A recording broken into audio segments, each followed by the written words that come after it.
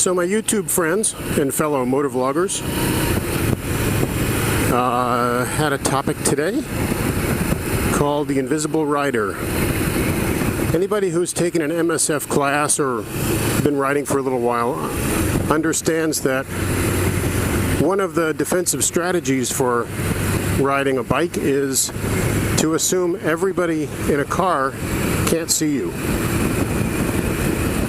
And I'm sure it's been everybody's experience that you'll be riding along, you're doing all the things you're supposed to do. You got your brake covered, your clutch, you're anticipating problems from driveways, intersections, that sort of thing.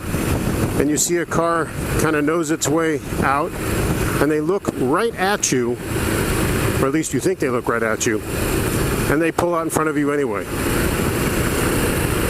So there's all kinds of things that people do to be more visible, helmet color and neon fluorescent vests, loud pipes, whatever makes you audible or visible is probably a fair strategy.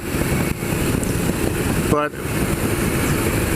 even with all of that, there's research that shows that helmet color makes very little difference, or at least to the guy who went out and bought a high-vis yellow helmet and still got run over.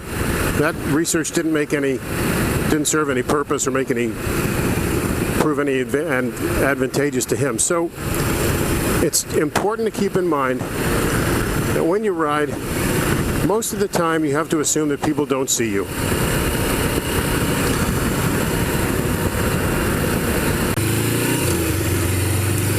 Having said that, there are some things you can do to increase your visibility when you're riding, certain riding tactics or strategies. For one, don't ride in somebody's blind spot, especially on highways, because if they don't see you and they decide to change lanes, you won't have a lot of time to do something evasive. So if you're in their blind spot, either speed up or slow down. Lane position is really important for visibility.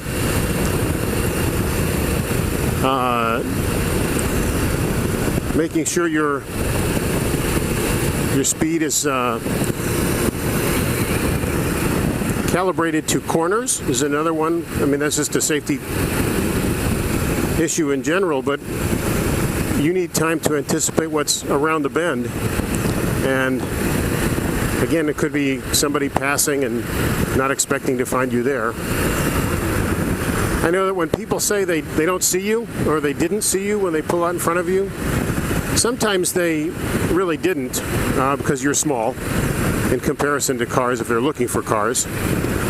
And other times, they made a judgment about your speed, that they had plenty of time to pull out and reach, the appropriate speed before you came up behind them. And sometimes they're just really poor judges of how quickly a motorcycle can move through space. And sometimes, if we're honest with ourselves, it's because we're going faster than we probably should have. And so it's partly our fault.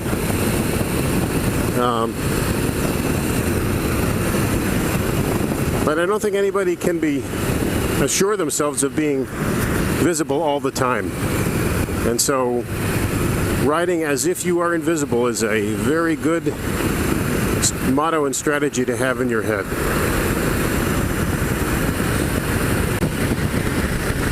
Another thing that can limit your visibility to other drivers is if you're following someone too closely, then everybody that's out in front of this pickup truck isn't going to be able to see me.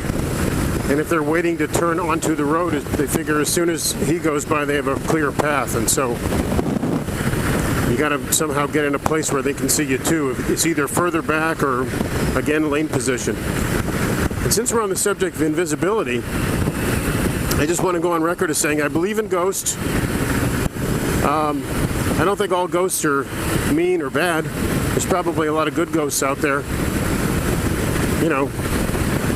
Telekinetically move something out of your way before you trip over it, or make sure a door is open so you don't walk into it.